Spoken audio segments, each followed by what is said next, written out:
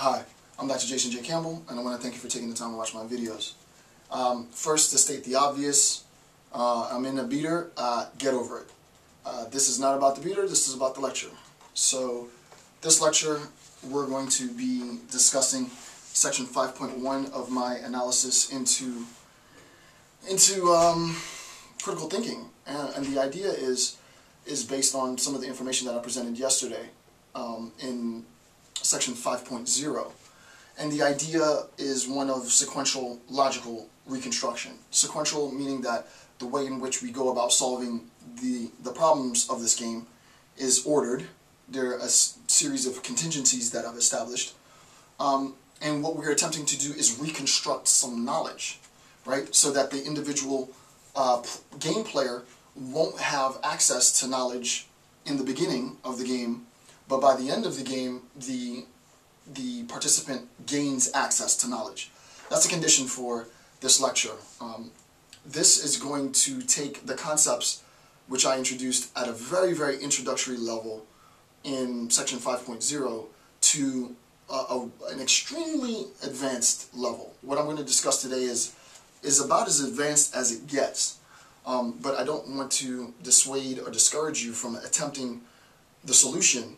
So what I'm going to do is this video is going to be basically two parts. The first part is going to be me explaining sort of conceptually what will become the rules to the game. The second part will be the actual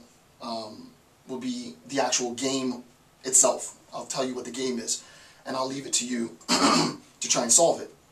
There's actually three parts. The third part then will be me doing the solution to the game, right? So this is going to be a rather long section 5.1 of my critical thinking series, because it really is, this might end up being the end of the critical, as a matter of fact, yeah, this is going to end my critical thinking series, because there, though I could put more information in here, sure, but you can always put more information. One thing that the artist has to do is know when to stop adding paint, right? And I really think that this is going to serve as, this section 5.1, is really going to serve as a culmination of basically the entire critical thinking series. So, enough talk, time to get started. Again, we're on page 17 of my critical thinking series, and we're looking at section 5.1. So this is critical thinking, section 5.1. This is sequential logical reconstruction.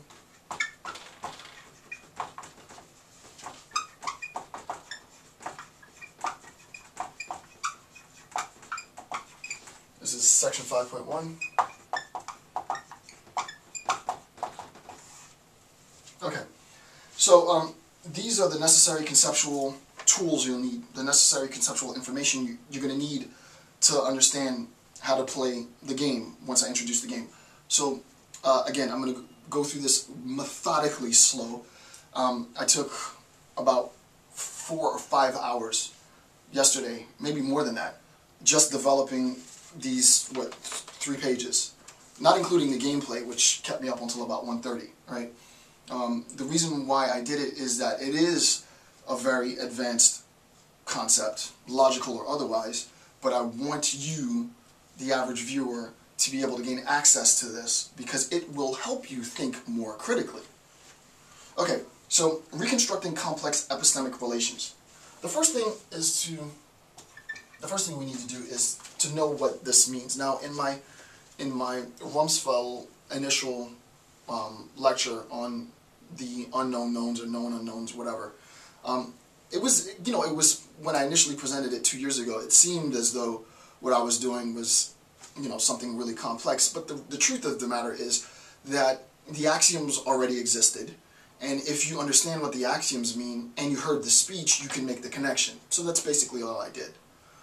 My discussion with Brian a few weeks ago changed a lot of those assumptions, and what's cool about it is that I already had the critical thinking series established, which allowed me to incorporate this new approach, right? So I've sort of developed, the idea is that this lecture 5.1 is really 2 years in the making, right? To get to this point, it took quite a bit of sort of philosophical logical insight and reflection to be able to make some of these connections. So the first thing is x, well, I'll write it, kx delta. Basically what this means is that x knows, k stands for knows, x knows some state of affairs delta. That's basically all that means, right? So x, whoever x is, knows some state of affairs delta. Okay. The next is r k delta, which basically means Rumsfeld, right? I've just used Rumsfeld because it was his speech, so in a sense, Rumsfeld has transcended himself. I've taken the person Rumsfeld and made it into some logical symbol for something else, right? So Rumsfeld knows some state of affairs delta. It's just important that you know that. It's just important that you memorize it. This is how it would be worded in the logic, right? X knows some state of affairs delta.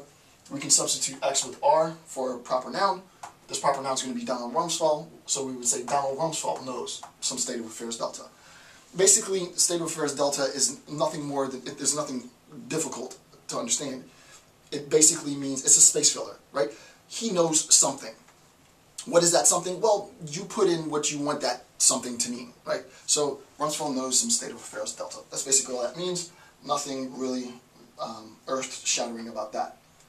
What I am going to introduce today is a new concept. I've never, in any of my predicate logic or my modal logic, my symbolic logic, my non-monotonic logic series, any of the many logic series that I've done, I've never introduced relations because I've never needed to introduce relations.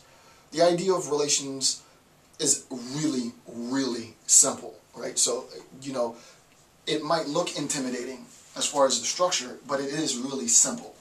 So, relations or relational epistemic knowledge.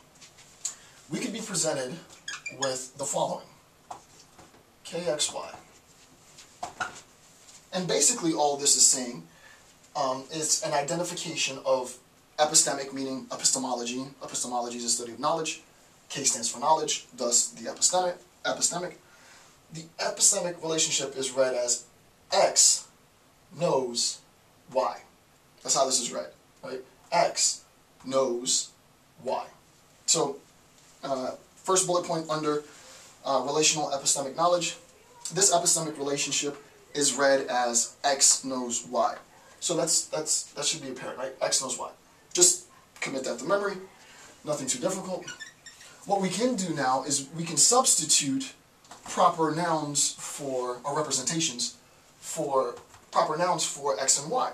So we'll substitute R and B to mean Rumsfeld and Bob. So I could write this as KRB. In the traditional syntax, these should be lower cases. I recognize that, but as you guys know, I'm not a professional logician, and I'm not in this lecture series using my credentials to legitimize my logic, right? I'm just a hobbyist like anybody else. This YouTube channel is a hobby, and I want you to approach the logic without all of the sort of ridiculous need to assess the way in which you construct your logic, right? It should be accessible. It should be simple. And I want to make this very, very simple because it's going to get extremely complicated. So it's important that we start at the level. Basically all this says is, if this says X knows Y, and we recognize that R stands for Rumsfeld, and B stands for Bob, then what this is going to say is that Rumsfeld knows Bob. Right? Knows being Rumsfeld knows Bob.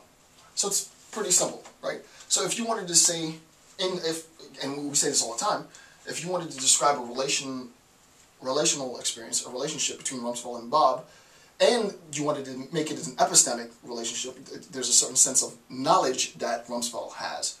His knowledge is of Bob, then you symbolize it like that. And basically all this means is Rumsfeld knows Bob.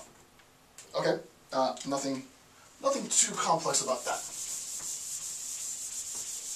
Alright. The next thing is the attempt to symbolize relational epistemic knowledge and this idea of testimony, which I'll introduce later. Right? So, just quick review, very quick review.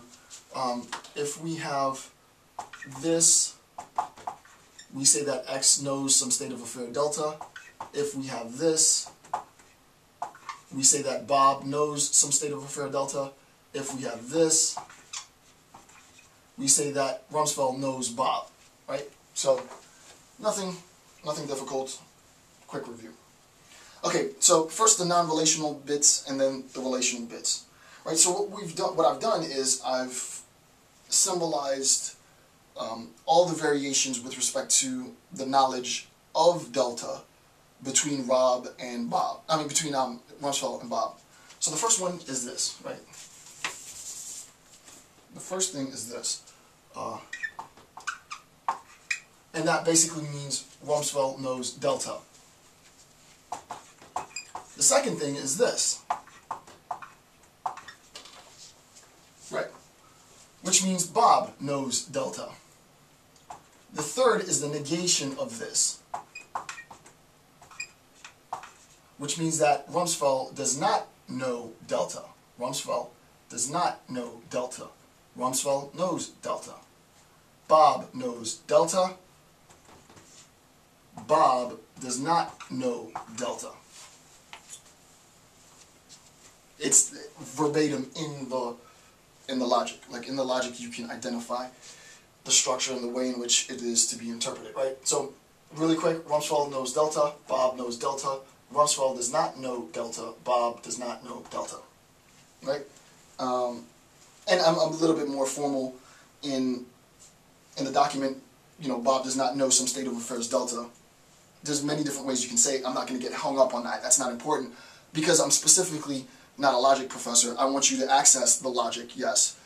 But the goal here, because I recognize that in the end some people won't be able to fully formalize the logic because it is so complex, as long as you can have the words in your head, as long as you can read this and make sense of the symbols, well, I would have more than accomplished my goal for this lecture.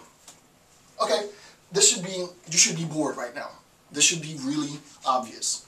Okay, now we're going to start talking about relational accounts. So let's start talking about relational accounts. So from what I've said above, right, the 4 points above, here is the simple idea. So I'm going to make this simple before we complicate it with the logic. If 3 and I probably shouldn't have erased it, if 3 is true, which means that Rumsfeld does not know delta, so if that is true, right, so if it is true that Rumsfeld does not know delta, and, which is a conjunction, and I'm not going to symbolize it yet, but and it is also true, 2 is true, which is Bob knows delta. Oops, Bob knows delta. So if it is true that Rumsfeld does not know delta, and it is true that Bob does know delta, then there is a means of transforming 3 into 1. Then there's a means of transforming Rumsfeld's lack of knowledge, 3, of delta, into a recognition that he does know, 1, right? And you can think about this easy, right? If we were to say that this is Rumsfeld and that this is Bob, then we say that Bob knows, but Rumsfeld does not know. The simple idea is if Bob tells Rumsfeld about his knowledge, about delta, then Bob will have transformed Rumsfeld's knowledge into a state where he knows delta. I mean, it's that simple, right? I want to visually depict it because it should make sense, right? So that, simply put, Bob has to inform Rumsfeld about delta, after which time Rumsfeld will know delta. So to be technical, Rumsfeld knows delta. Right, so that's what we're trying to do. I'm going to demonstrate really technically how this is done in the logic. So here's the super ghetto philosophy to make it even more obvious. I don't know your phone number. I have the desire to know your phone number. I don't know your phone number. I have the desire to know your phone number. I ask you your number. Hey, what's your phone number? You tell me your number. It's 555-555-5555. Now, I know your number. Simple. I don't know your number. State of affairs where I don't have knowledge. You know your number, obviously. I ask you, hey, can you tell me your number? You tell me your number. I take that information, and now my knowledge has transformed from a state where I did not know to a state where I do know. Oh, so your number is 555-555-5555? You say yes. Okay, good. Simple, right? This should be ridiculously simple. Okay. Now, top of page 18. Top of page 18. So K is going to stand for to know. R is going to stand for Rumsfeld. B is going to stand for Bob. And T is going to stand for to tell. So K means to know. T is to tell. R stands for Rumsfeld. And B stands for Bob. Okay. So now if we were to say the following. T, R, B, we should know what that means, right? This means Rumsfeld tells Bob. TRB, that means Rumsfeld tells Bob. And I have it there. So TRB means Rumsfeld tells Bob. We can easily augment this by adding delta without disturbing the logical relation at all, right? So that I could write T, just to be more specific, TR, make it smaller, TRB delta, which basically means Rumsfeld tells Bob about delta. Rumsfeld tells Bob. Rumsfeld tells Bob about delta. Right? So that's the idea. So once we recognize that, then the question becomes, and this is the important part, now we're going to get a little bit more advanced. The question becomes incorporating relations into our symbolization. Right? We need to incorporate these relationships into our symbolization. You're going to need to understand how to do this if you're going to have any possibility in solving the problem that I posed later. Okay, how we do this is how we express the relational transition in knowing. You know, how is it that we're going to express this? Right? How are we going to say we go from a state of affairs like this to a state of affairs like this? Rumsfeld does not know delta, and I shouldn't say then, right? How do we go from a state of affairs where an individual does not know to a state of affairs where an individual does know? Right? This is the objective. And this is going to be the necessary concept in our gameplay, right? Our gameplay is going to be constructed on the assumption that we're attempting to transform the individual game player's knowledge from a state of affairs where he does not know to a state of affairs where he does know. Okay. Now we can get a little bit more advanced. That should be clear. If I have this,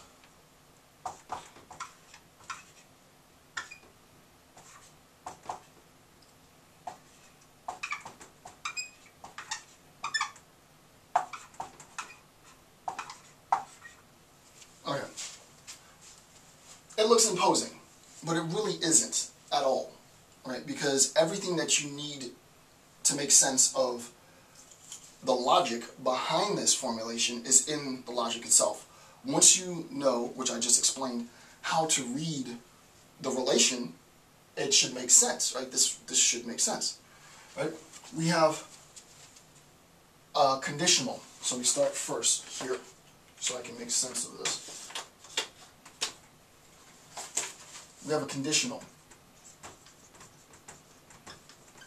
which means if something happens,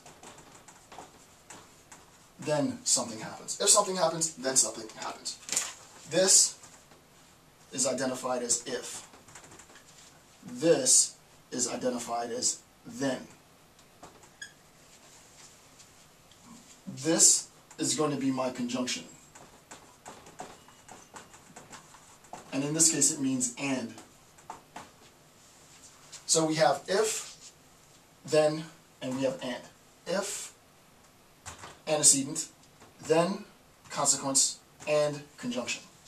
Okay, so we've identified the symbols, and we already know how to read the relations.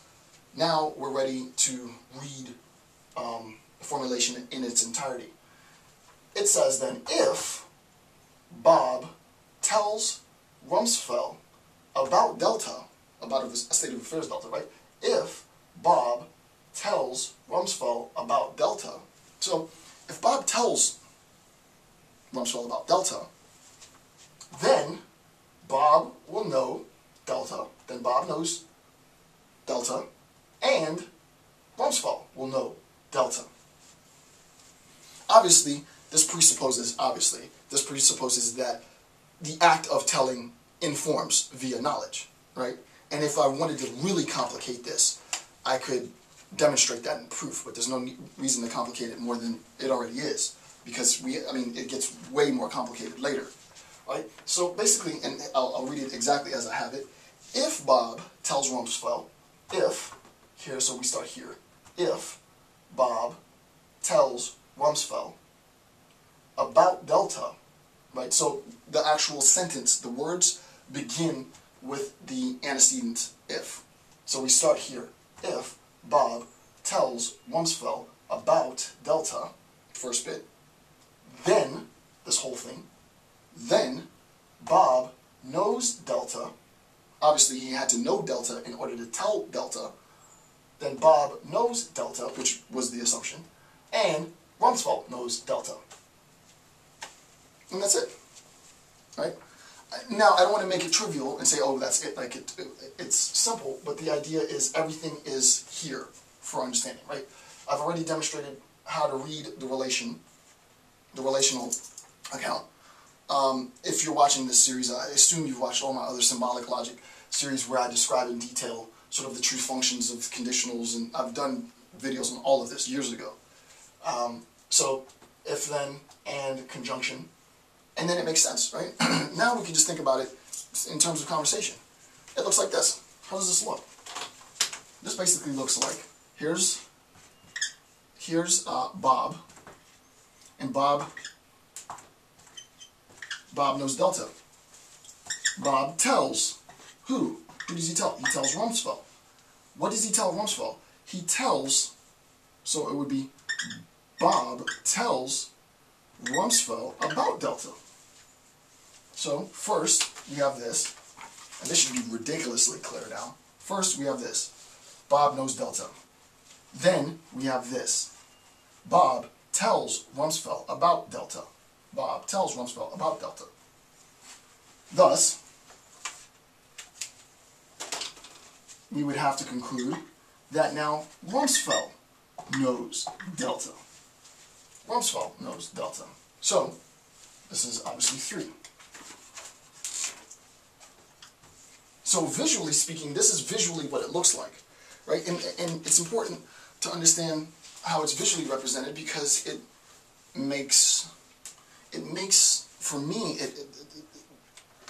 I wish I could explain it so that I could really give you a sense. The visual representation of these complex relationships is an amazing way of gaining insight into some profoundly deep, very convoluted, very complex relationships and concepts.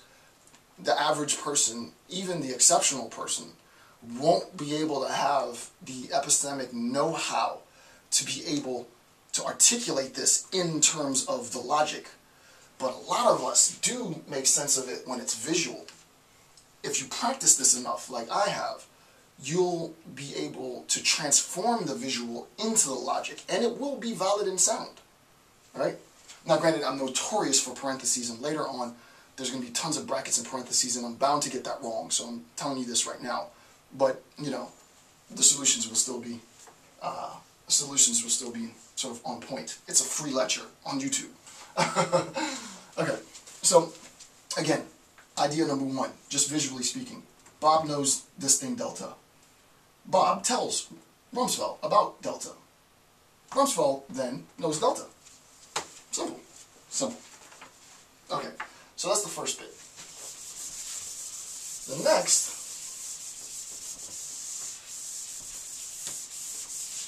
next is the following. This one's quite a bit more intimidating as far as its structure, but again, once you understand how to read each component part, what makes this awesome is if you practice this. Once you learn how to speak in this manner, you'll be able to construct profoundly elaborate logical relationships because you know how it's said. You know how the words communicate and relate to, not communicate, but how the words relate to the logical formulation. And then we're going to take that, we're not even at that level yet, but then we're going to take that idea and combine it with what I've already discussed in section 5, which is an attempt to sequentially, logically reconstruct someone's lack of knowledge into knowledge. Right? So we're going to really jump off the deep end of the lecture. Alright, so the next bit is sort of symbolize this, right? So we have this, and I'll read it in a bit.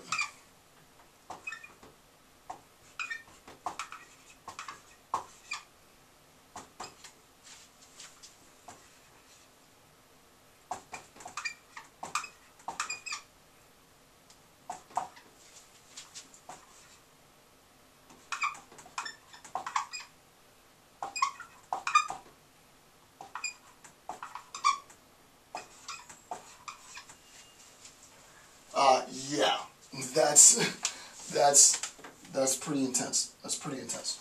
Okay, let's move this out of the way because I keep on dropping this. All right, now before we begin, let's identify our connections, right? Our connectives. We want to make sure that we know what we're up against, right?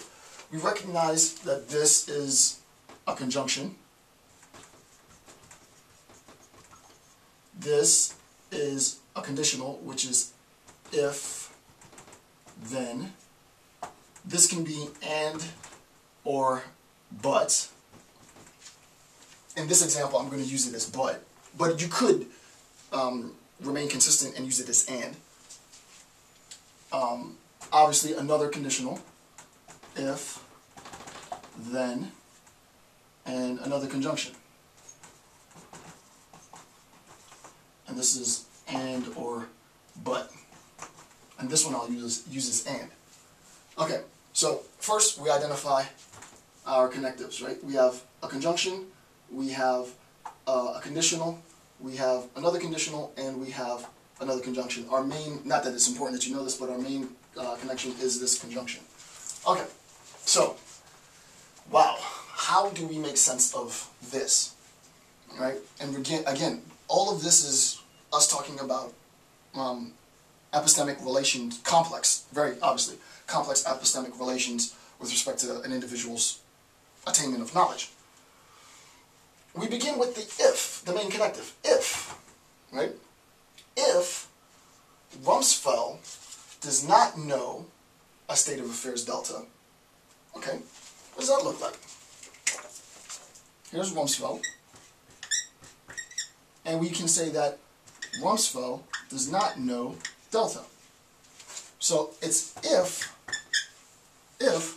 Rumsfeld does not know delta, but, or you can say and, it would mean the same thing. If, but I'm going to use but because it'll make it visually and sort of audibly clearer. If Rumsfeld does not know delta, but Bob knows delta. So I don't know, but you know. Right? But Bob, he does know. Bob does know. Right? So our first sort of condition is this state. Right? Bob Bob knows delta. He knows something. He knows his phone number. And Rumsfeld doesn't know something. He doesn't know Bob's phone number. So like I said before, hey dude, I don't know your number. Could you tell me your number? Sure, here's my number. 555-555-5555. Guess what? Now I know your number. 555-555-5555. Same thing. Right? Okay. So we've described that.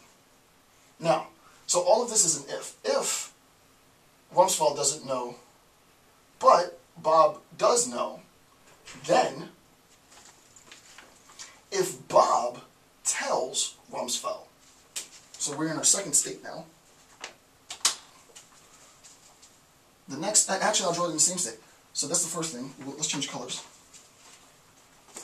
So then if Bob tells, that would be that, right? If Bob tells Rumsfeld about delta, right? So the first thing is establishing the relationship. The next thing is visually, so important, visually seeing that Bob is telling Rumsfeld about the very thing that he doesn't know, right? So if Bob tells Rumsfeld about delta, what happens, right? Then clearly Bob knows delta because we already have that. But what we need to do is transform this, right? And Rumsfeld would know delta, so we just erase that. And that's it. It's simple. It's that simple, right? The idea is before that, we had this state of affairs. After the testimony, after Bob told Rumsfeld about delta, we have to erase that because now he knows. And that's it. What we recognize then, did I write that? I'm not sure if yeah, later I think I'll describe it in a second. What we recognize then is that the transformation from Rumsfeld's lack, what used to be there, the transformation from Rumsfeld's lack of knowledge to a state where Rumsfeld knows was directly contingent on Bob telling Rumsfeld about delta. Thus this, right, thus this state of affairs here, this act of telling,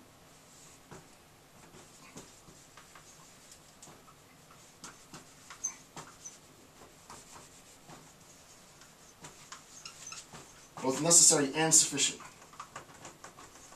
Meaning that this act in and of itself, including no other act, is in itself sufficient to transform Rumsfeld's state of affairs with respect to delta. Right? Rumsfeld's state of affairs with respect to delta prior to Bob's testimony to Rumsfeld was one of not knowing delta. Subsequently, after Bob tells Rumsfeld about delta, Rumsfeld's state of affairs with respect to delta transforms to a state of knowing, right? Obviously, right? So, I mean, that's as clear as it gets, right? That's as clear as it gets. And the ghetto vibe is, I don't know, I ask, you tell me. The fact that you told me is the reason that I now know. I didn't know, I ask, you tell me. The fact that you tell me in itself transforms, obviously, my not knowing to knowing. I didn't know your number, you told me, now I know. That's that. Okay? So, the way that this is read, again, if Rumsfeld does not know delta, but, I'm going to use but rather than and because it makes more sense, but you could equally use and it would be fine. If Rumsfeld does not know delta, but Bob knows delta, then if Bob tells Rumsfeld about delta, then, right, then Bob knows delta. Obviously this is the assumption because we recognize that to know means that you're going to tell means that you have to know. And Rumsfeld knows delta. That's it. So let me read what I have under that. I'm going to need this concept in order to be able to play the game. And I acknowledge fully that the game is going to be rather difficult, but you should be equipped with everything that you need to know. So, what has been demonstrated is the conceptual means with which new information, right, in terms of knowledge, becomes known. To be honest with you, this is a hybridized sort of You can do non-monotonic, and I've already demonstrated this, right? I demonstrated maybe a year ago, the interchangeability of logical systems. I've done a video on that, and I demonstrated with proof how the systems are interchangeable. One of the biggest shortcomings of individuals attempting to access sort of logic, and again, this is a demonstration of how I use argument words and symbolize it. Like someone asked me this like a week ago. Hey, can you show me how to do it? This is how it's done, right? The idea is we have to be able to see, in a sense, the uniformity within these logical systems, right? To isolate symbolic from non-monotonic, or non-monotonic from modal, or modal from, you know, what have you, sentential is ridiculous. There is a means. It's not an easy thing to do, but there is a means. And what my YouTube lectures have been consistently is the means to identify how to do it. It's not an easy thing to do, but how it's done. At this point, we recognize that we see this now and we can make sense of this. Right? It's not just that it's symbolized. It's like, no, this makes sense. I have an understanding. All this is saying is that, dude, you're asking me for your phone number because you don't know, and I'm going to tell you, and the fact that I tell you means that you know. That's all that this means. Right? So, Rumsfeld has gone from a state of not knowing to a state of knowing because of Bob's testimony about delta. Thus, Bob's testimony about delta is both necessary and sufficient condition for Rumsfeld knowing. Right? So that this becomes, I mean, and that is really technical. When you can get to that point of proof, you've basically sealed the deal. TBR delta, that's how I'm going to say it. Right, Bob tells Rumsfeld about delta. TBR delta is a sufficient condition for, TBR delta is both a sufficient and necessary condition for KR delta. Right, Rumsfeld's knowledge of delta is a consequence of the necessity and the sufficiency of Bob's telling Rumsfeld about delta. Okay. Should be simple. I wouldn't say simple, but should be clear, hopefully. This is not an easy lecture to sort of orchestrate, but I think the whole symbolization and the images should help. Okay, so with this information, we can now construct a rather complex game, we being me. So last night what I did was I took this insight, coupled with what I've already said in video section 5. Please, please, please, please, please, make sure that you can solve and that you successfully solve the sequential relational problem that I gave you in section 5 before you try this. If you have problems with section 5, it doesn't make sense to come to this level and try and solve it, because this is far more advanced. This is an extremely advanced game that we're about to start playing, right? With this information, and it was even more ridiculously difficult to construct on my end, with this information we can now construct a rather complex game where information is reconstructed based on given knowledge, right? And this, I was motivated to do this by Brian's inquiry, but also I got a prompt from Philosophical Backslider, and you know, a couple days ago, like a day or two, no, it was about 2 days ago, 2-3 days ago, I said something along the lines of, you know, I submit my mind, body, and spirit to the universal forge to shape into something stronger. And in conceptualizing this lecture, I really realized, one, my sort of love for you guys. I really do love this, right? Because it pushes me to get better, right? And I wouldn't get better without a lot of the critique, right? So shout out to everybody. Shout out to the Philosophical Backslider. Shout out to Brian. Just shout out to everybody for helping me get to the point where I could formalize something as freaking ridiculous as this. But it's going to be shout out to you in a little bit for being able to solve this, which is going to be epic. And please, in this video, tell me if you were able to solve it, right? I'm not going to chop this video up. It's going to be one really, really long video. But if you were able to solve it, just let me know that you were able to solve it. It'll just warm my heart. Okay. So, Bob's knowledge of delta... Wait, let me start from the beginning. With this information, we can now construct a rather complex game where information is reconstructed based on the given knowledge. Bob's knowledge of delta in the previous example would be an instance of given knowledge. I would give you in the game, I would say, hey, Bob knows delta, so you would know that, as an example. Similarly, in the numerical prompts that I gave you in section 5 of the analysis, right, in order to solve the matrices of relationships and contingencies in section 5, I prompted you with some existing data. What you needed to do is to look at the existing data and try and ascribe meaning from the relationship, numerical relationship. In this prompt, we're getting rid of the numbers and we're going to substitute people, literally, people and their knowledge, so it becomes epistemic. So we're going to substitute people and their knowledge for numbers, and we're going to try and reconstruct based on relationships, personal relationships. We're going to try and reconstruct knowledge based on personal relationships, and reconstruct knowledge that we don't have based on personal relationship.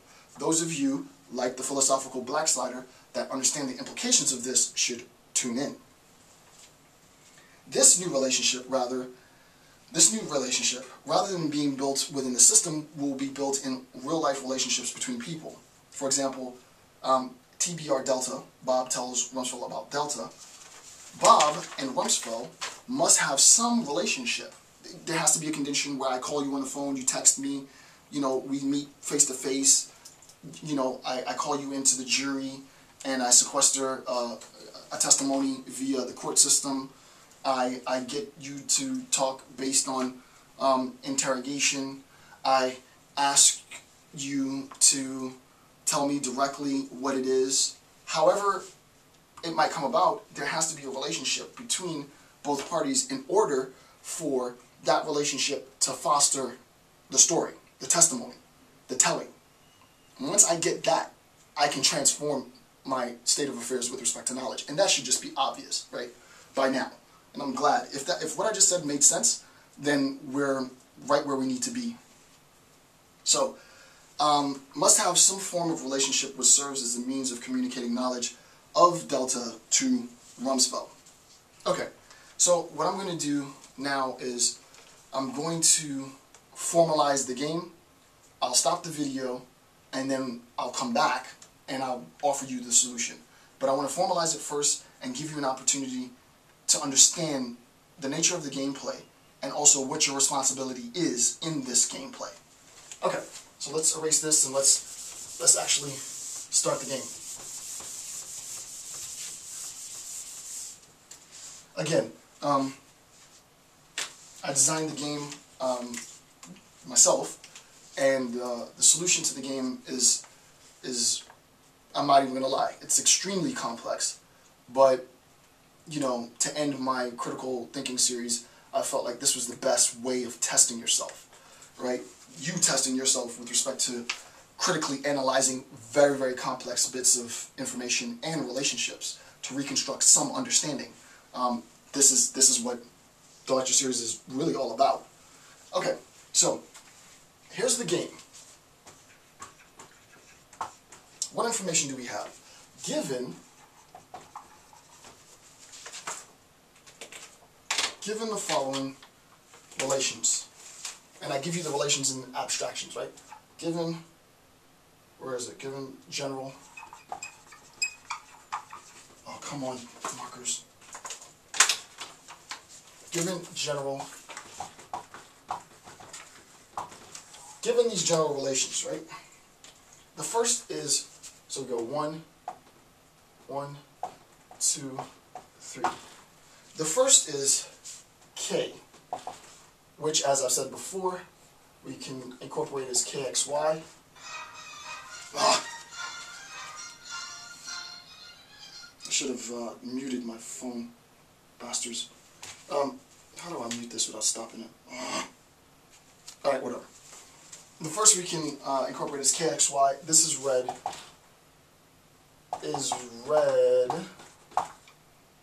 as X knows Y. So, I'm giving you this information. You're going to need this information in order to solve the problems that I'm going to pose. The first is, this is what you need to know, because you're going to incorporate this in some aspect in this gameplay. KXY, which means X knows Y. I've already discussed that at length. The next is I. and this will be like I, X, Y, Z. And this is read as X introduces Y to Z. If you see, the only thing that I've done different now is I've further complicated it a little bit, but it shouldn't be difficult because you have the format as to how it's said, is I added a new relation. Before, the most relations that I had was 2, but now we have 3. And basically, we've introduced I. I stands for an introduction, introduces, and this says that X introduces Y to Z. X introduces Y to Z. So that's the second given. And then the last given is T, which I've introduced already. And we have T, X, Y, delta. And this is read as X tells Y about delta. T stands for tells, and this is read as X tells Y about delta. So, that's the first bit of given. Now we have players in the game.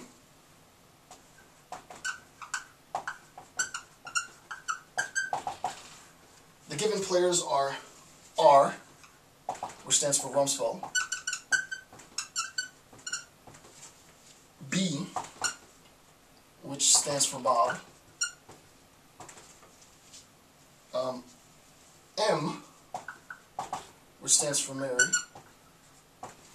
and F, which stands for Frank.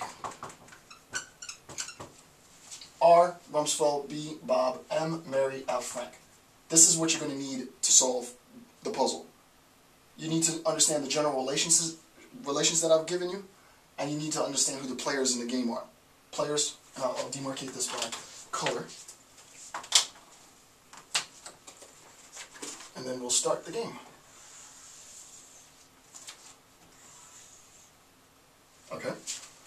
Then the next bit of information you need to know is given specific relationships. These are given relationships in general. Now I'm going to give you very specific relationships, right? So given specific relationships.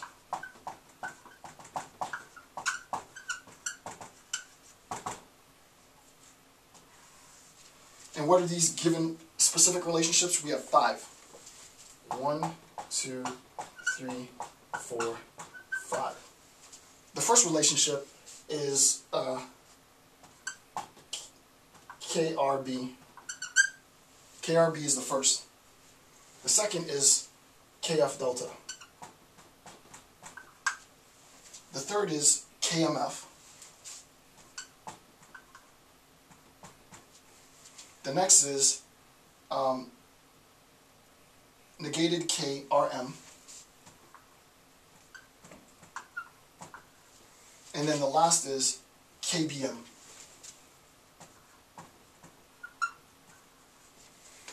Based on all of the information here, you have everything you need to know in order to solve this problem. Granted, the problem is going to force you to identify relationships and force you to use serious amounts of inferential logic, all of which I've already discussed. But everything that you need is here to solve the problem. Now, you're charged with the following. I'll get that later. Here's what you have to do. You have to demonstrate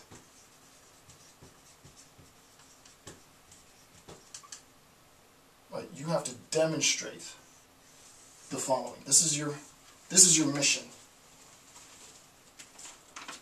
Okay.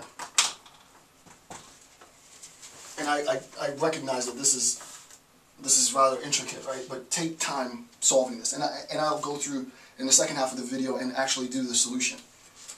Demonstrate, so prove KRM,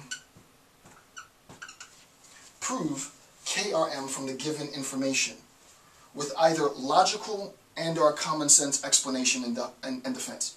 I recognize that the formalized logical symbolization as demonstrated proof is going to be very, very difficult for the vast majority of the population. Most of you probably won't be able to logically formalize the response, the proof for this, the demonstration.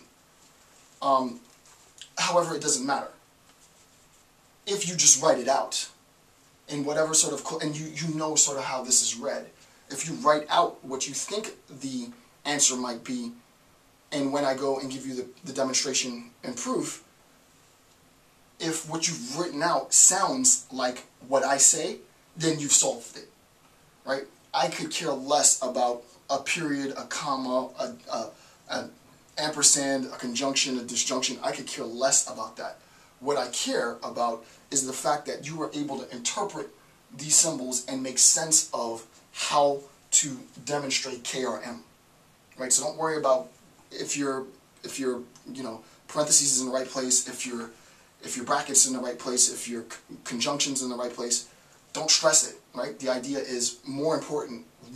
This is a critical thinking series, not a freaking advanced logic. Even though this is rather advanced logic, the idea is to understand what's being said, right? How would you demonstrate in proof KRM? Your answer can be symbolized, or you can write out in words how you arrived at KRM. So that's the first thing that you have to do. The second thing that you have to do is that you have to demonstrate KR delta, right? So you have to prove KR delta. So first thing, based on all of this information, prove KRM. The second thing is to prove KR delta. Same thing, either in formalized logic or in terms of just sort of a common sense discursive account. Both are perfectly fine, because what you're able to do is you're connecting really complex bits of info which I've hidden in, which was crazy for me to have formalized it myself just to create the game, but which I've hidden based on contingencies in the given information, right? So based on the given information, you have enough knowledge here to be able to prove KRM first, and then prove KR delta. The only hint that I'm going to give you, and this is a hint,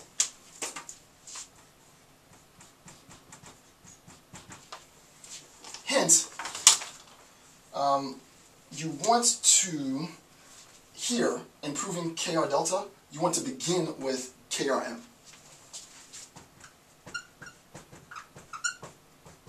Oops. K. So that's the only hint. Okay, so that will be that, and I'll divide the board and put the formalized proof on this side. Okay, so rules of the game. How much time do I have? Rules of the game. Given general relationships, we have K. KXY is read as Y knows X knows Y. You'll need that. I stands for introduces. I, X, Y. Z stands for X introduces Y to Z. T stands for tells. And T, X, Y delta is X tells Y about delta. The players in the game are Rumsfeld, Bob, Mary, and Frank. The given specific relationships are KRB, KF delta, KMF, negated negated KRM, and then KBM. You have to take all of this information and prove KRM and prove KR delta. A hint for the second attempt to prove KR delta is to begin with KRM. That is the problem. Best of luck to you. I hope you get it. I'm going to pause the video right now and give you a couple hours to try and solve the problem, and then I'm going to solve it when you come back. Also, again, let me know how it went for you in the comments. Let me know, let me know what difficulties you had, and if you were, and how you were able to arrive at whatever the solution might be. I would imagine I'm going to get a mixed sort of lot. Some people symbolizing it, some people writing it out in terms of words, maybe even some people doing both, symbolizing it and writing it out in terms. In my response, I'm going to give you, in my solution, I'm going to give you both the logical formulation in terms of symbolization and sort of the verbiage in order to demonstrate this. So I'm going to pause now and then come back for the second half.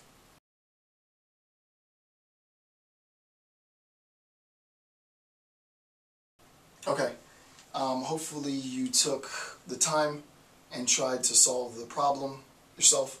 I have to be honest, obviously, I created the game myself, so obviously I created the solution.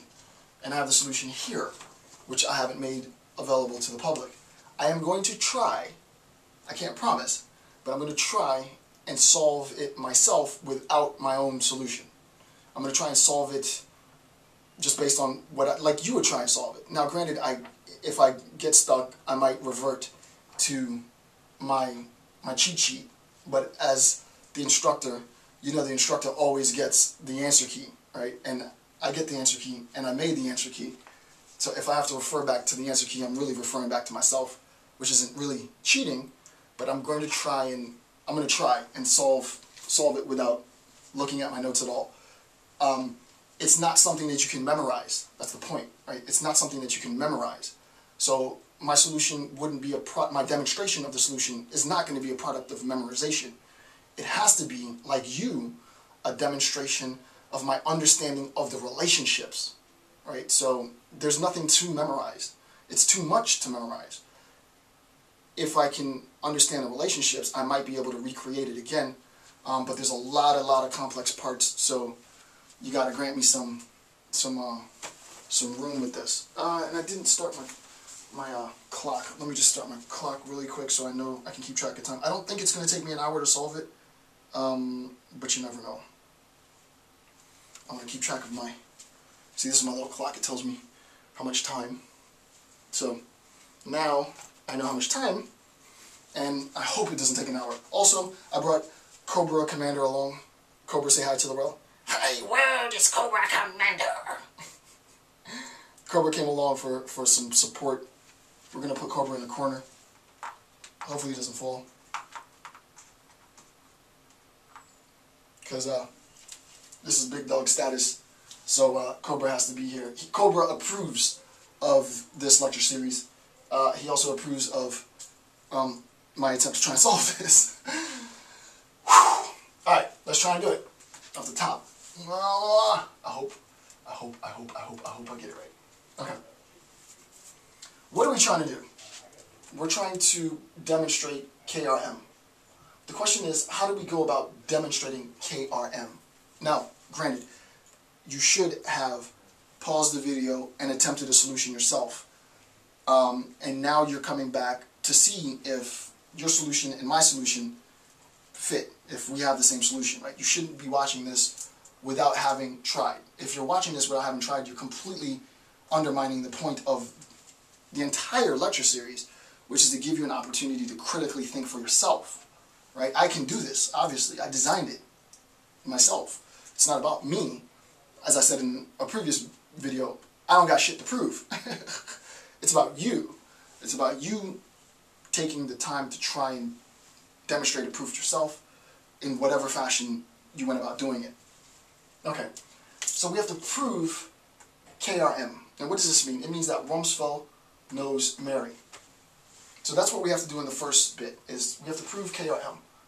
But we immediately see that there's a problem in the goal.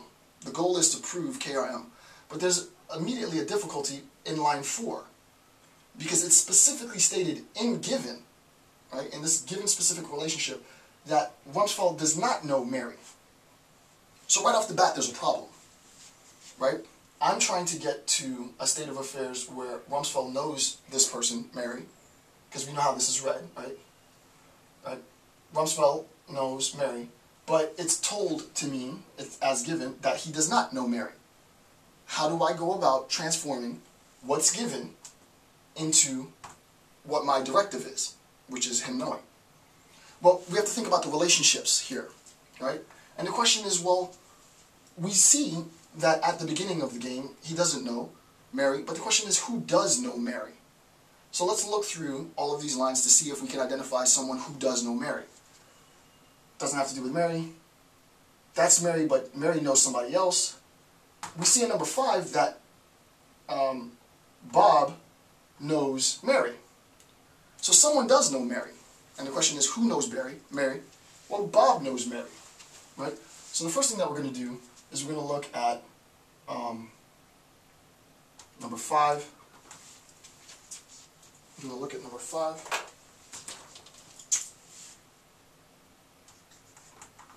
And that is that Bob knows Mary. Okay, so then we see that Bob knows Mary.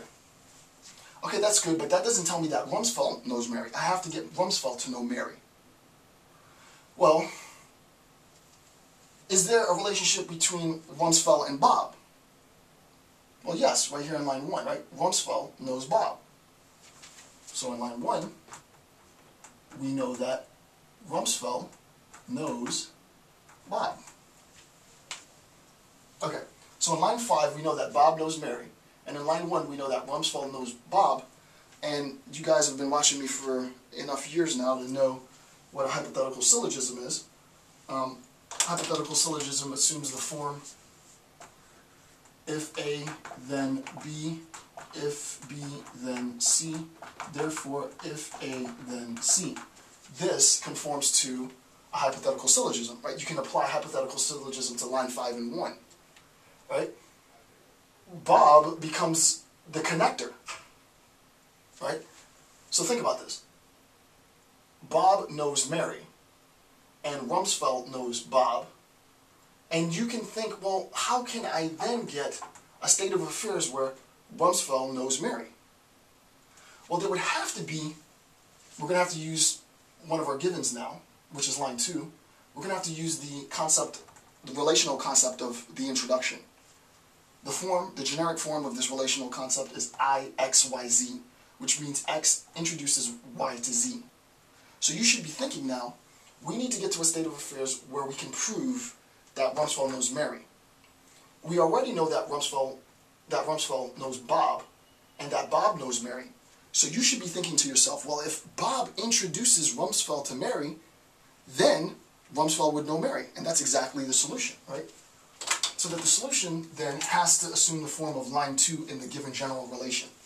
Right? So line 2, introduction in the given general relation, in conjunction with the hypothetical syllogism between line 5 and line 1, will give us KRM. Right? So how does this look? And this is like the concept, right? So we used hypothetical syllogism here. And actually I won't put it there because I need space.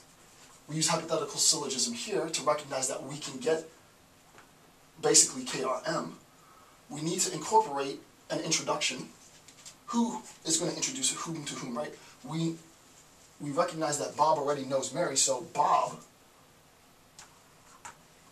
I don't like the way this marker is, it's like writing so fast. We would have to get Bob,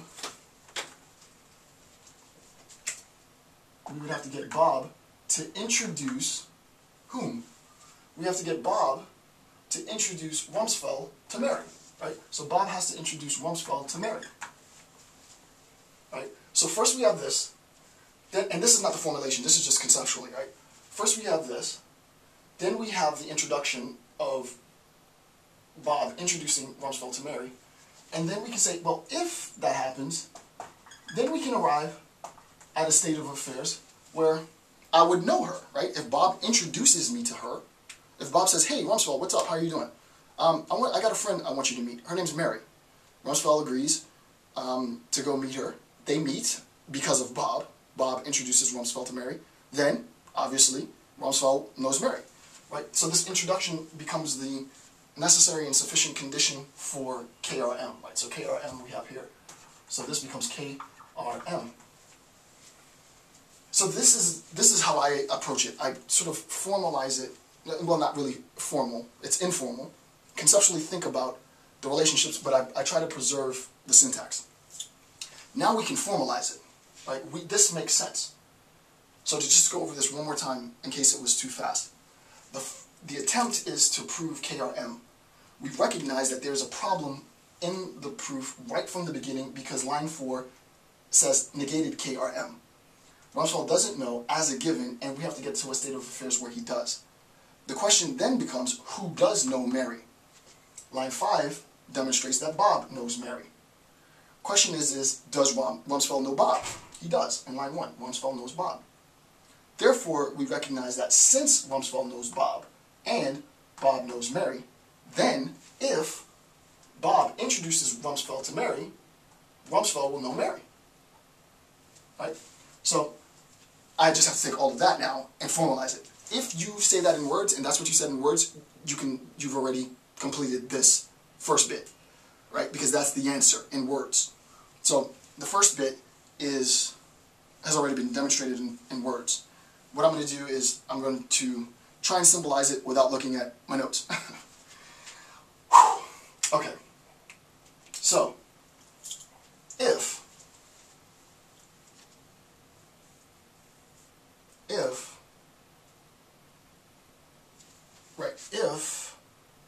Rumsfeld knows, and I'll write it bigger, if Rumsfeld knows Bob and Bob knows Mary, then if Rumsfeld knows Bob and Bob knows Mary, then if Bob introduces Rumsfeld to Mary, then if Bob introduces Rumsfeld to Mary, then, and here's where I'm going to mess up my brackets probably, then, which doesn't really matter, then Bob will know Mary and Rumsfeld will know Mary. I was trying to get to KRM and I've gotten there. Alright, so this closes that up. Closes this up. You're gonna have to forgive me on my parentheses and brackets. I could potentially have that off, but I think that's it. Let me just run through it and then I'll check to see if I'm right. If because this is the main connective, antecedent consequence, if Rumsfeld knows Bob and Bob knows Mary, then, if Rumsfeld knows Bob and Bob knows Mary, then if Bob introduces Rumsfeld to Mary, then Bob will know Mary, obviously, because he was the one who introduced, and Rumsfeld will know Mary. And I've demonstrated it. Okay, so that's that. Let me just make sure I did it right. If Rumsfeld knows Bob and Bob knows Mary, then if Bob introduces Rumsfeld to Mary, then Bob will know Mary and Rumsfeld will know Mary. Yeah, so that's it. Okay, so we've done our first proof, right? So we satisfied condition number 1. Now all we need to do is to write this out in words, right? So our logic has been demonstrated. We got to give a shout out to Cobra Commander. So now let's write it out in terms, right? So if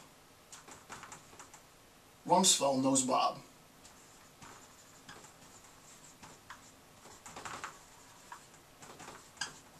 if Rumsfeld knows Bob and Bob knows Mary, then if Bob introduces Rumsfeld to Mary,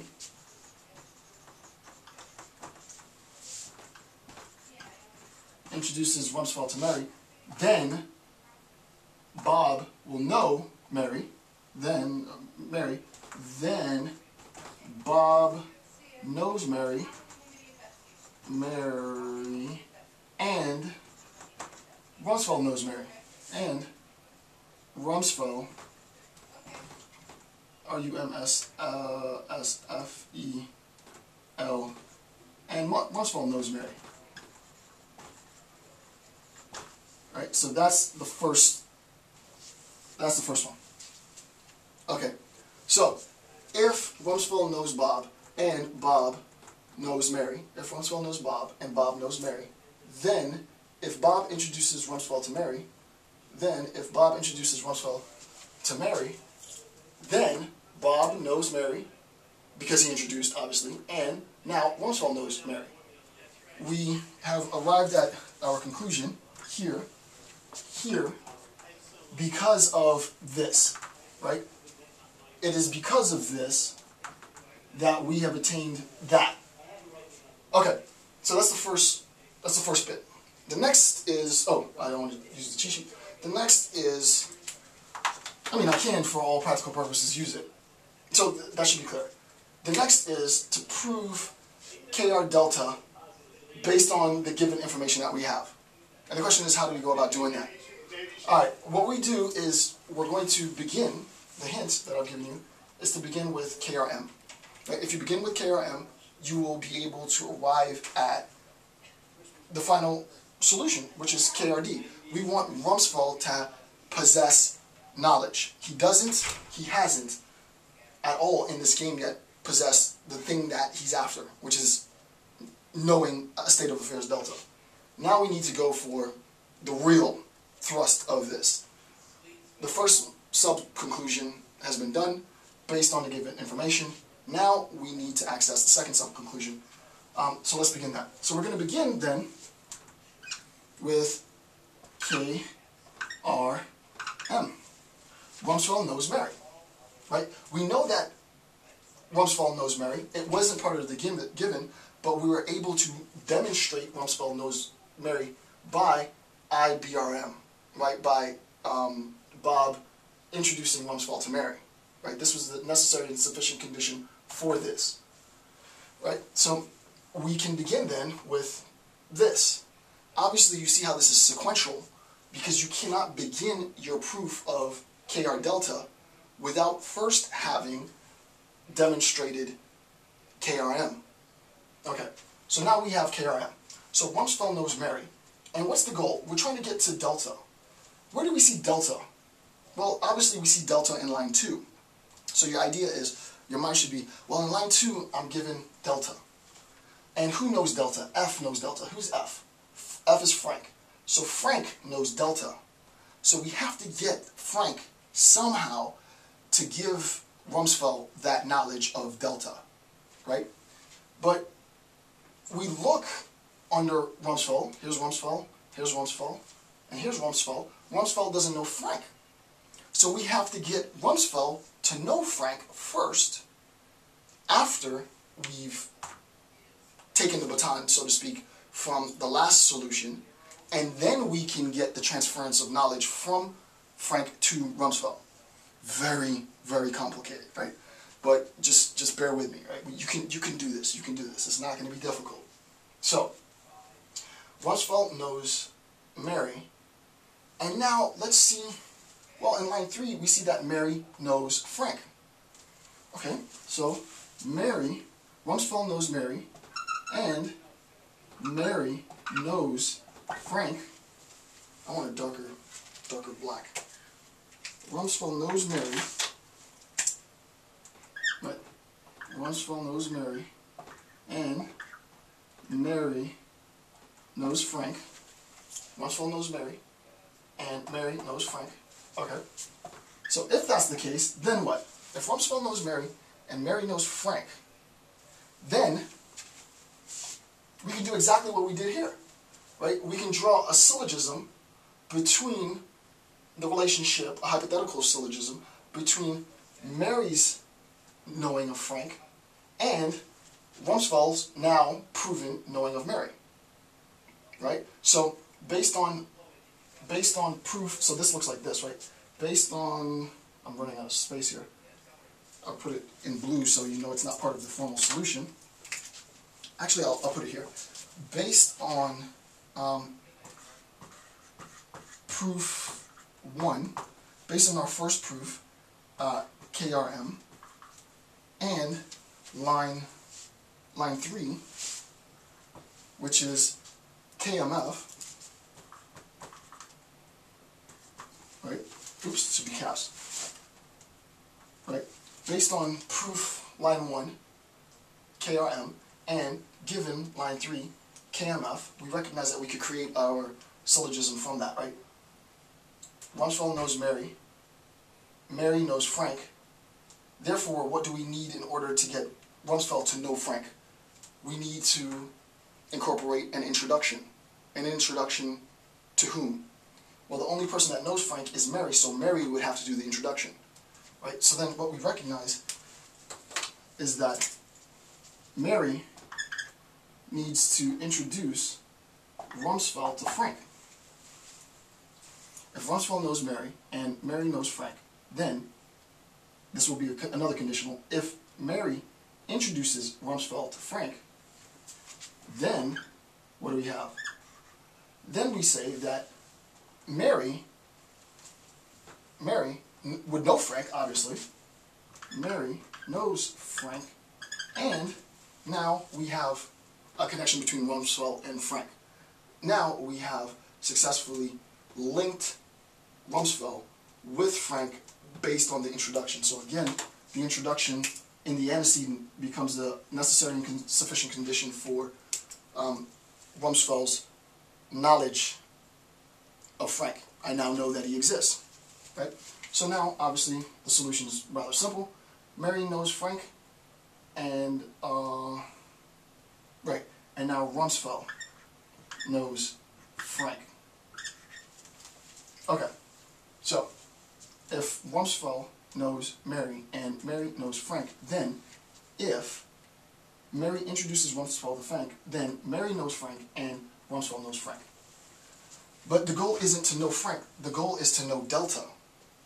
What we recognize is that Frank, where's Frank? Frank knows delta.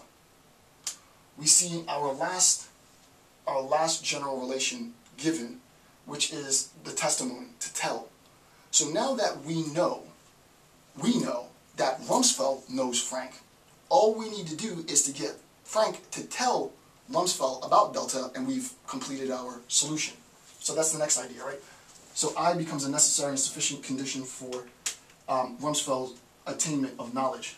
Well, actually, I should underline the whole thing. Whoopsie. Getting a little sloppy over here.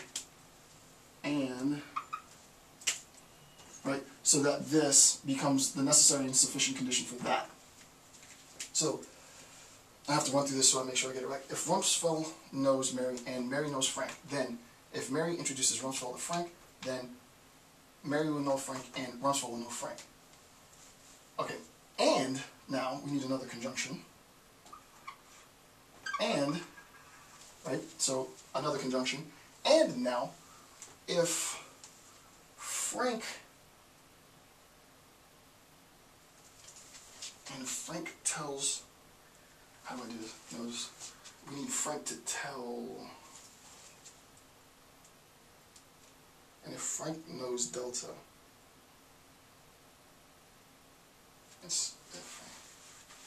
I think if Frank knows delta, I gotta use my cheat sheet. Hold on, let me see. If Rumsfeld knows Mary and Mary knows Frank, then if Mary introduces Rumsfeld to Frank, then Mary knows Frank and Rumsfeld knows Frank. And, right. And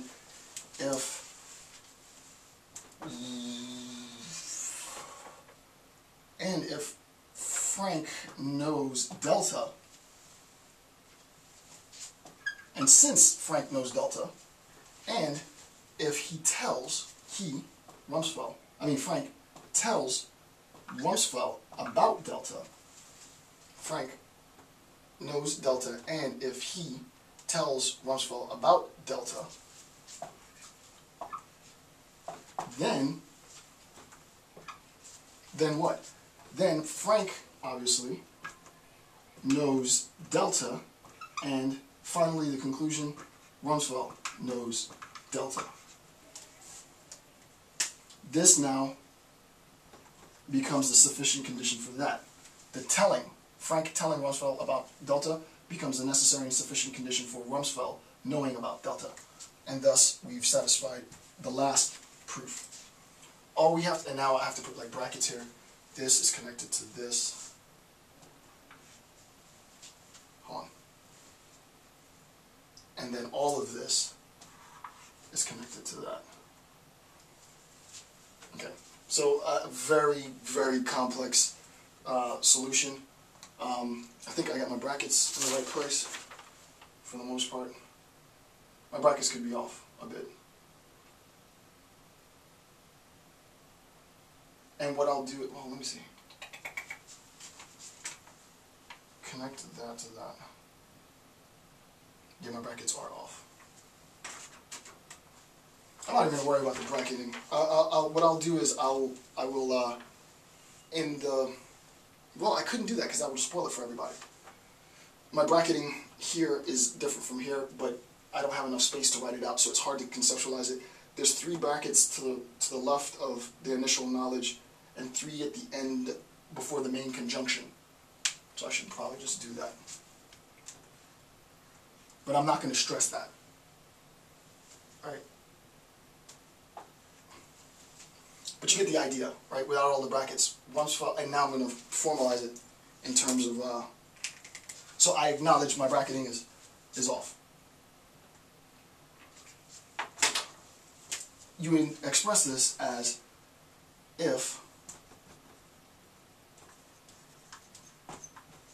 this Rumsfeld knows Mary, if Rumsfeld knows Mary, and Mary knows Frank,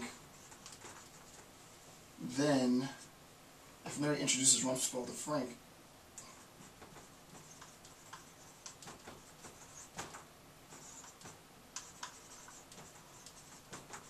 I'm just going to start abbreviating. Frank, Mary introduces Rumsfeld to Frank, then Mary knows Frank,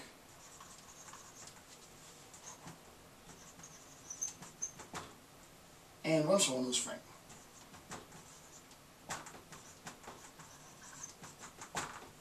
And if Frank knows delta,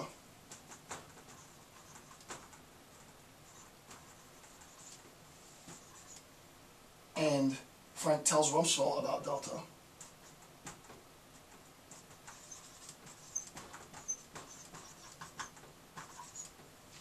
then Frank knows delta, and Rumsfeld knows delta.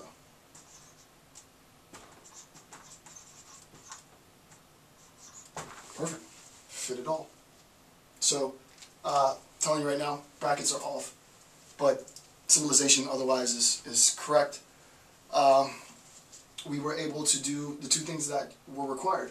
We were able to arrive at first KRM from the given information. Based on the given information, arrive at KRM.